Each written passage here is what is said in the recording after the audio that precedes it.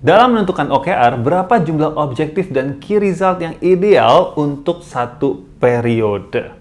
Tonton sampai habis supaya kamu makin paham tentang KPI dan OKR.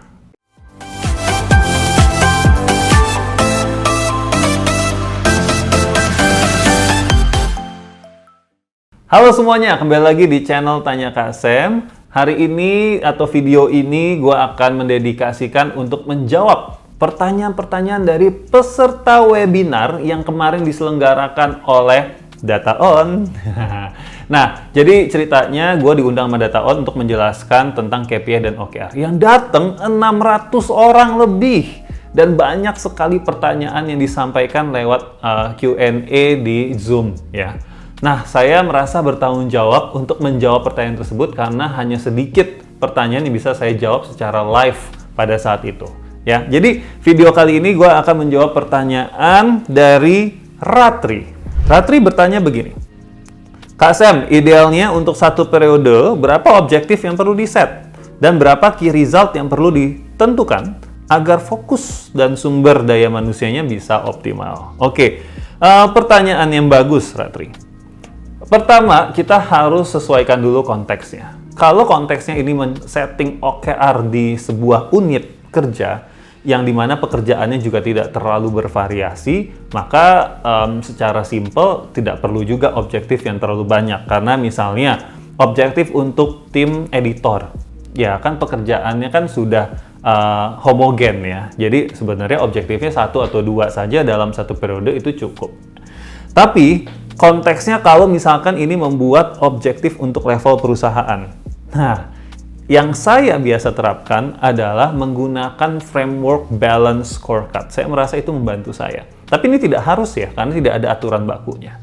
Dalam framework balance scorecard, maka kita akan diminta atau kita akan menjadi memikirkan objektif dalam hal keuangan, objektif dalam hal customer, objektif dalam hal internal proses, objektif dalam hal learn and growth. Sehingga kalau kita menggunakan itu, setidaknya kita bisa saja menggunakan atau membuat 4 objektif. Tapi ini tidak harus ada 4-4-nya. Bisa saja dalam konteks saat ini perusahaan kita sedang memerlukan objektif financial dan customer saja.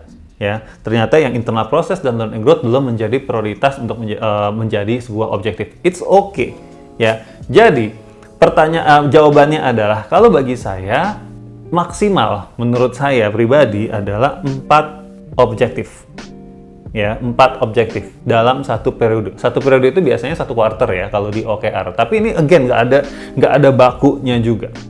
Lalu untuk key result-nya, kalau di bukunya Measure What Matters yang ditulis sama John Doerr, itu dia bilang key result itu maksimal 5. Tapi kalau pengalaman saya pribadi, saya melihat key result itu untuk sebuah objektif sebaiknya hanya 2, 1 atau 2. Karena kalau kebanyakan jadi bingung juga nanti. Nah, kita hitung-hitung yuk. Satu objektif punya 2 key result. Kalau kita misalnya punya maksimal 4 objektif, di mana masing-masing maksimal punya 2 key result, artinya kita punya 8 key result. Kita punya 8 pengukuran. Walaupun bisa saja key result-nya ini sama ya, antara objektif A dengan objektif B. Bisa, tapi itu kasusnya biasanya agak jarang. Nah, untuk mempermudah pembelajarannya, katakanlah berarti kita punya 8 key result. Dan bagi saya, ini sudah cukup banyak, jangan ditambahin lagi untuk satu periode. Bayangkan kalau tim kita harus melihat lebih dari 8 pengukuran, yang ada nanti sibuk mengukur, bukan untuk sibuk bekerja. Oke? Nah, jadi itu tips sederhana saya dan juga jawabannya dari berapa jumlah ideal, objektif, dan key result dalam satu periode. Again, tidak ada yang baku, tidak ada yang salah dan benar. Teman-teman harus coba dulu sendiri ya, benchmarking terus. Kalau di perusahaan saya sih, saya membuat objektifnya itu juga nggak banyak-banyak, key result juga banyak. Bisa aja objektifnya ada 5, tetapi satu key result itu cuma 1. Jadi hanya 5 pengukuran yang dijadikan acuan untuk melihat apakah kita sudah sukses, apakah kita sudah on track atau belum. Oke?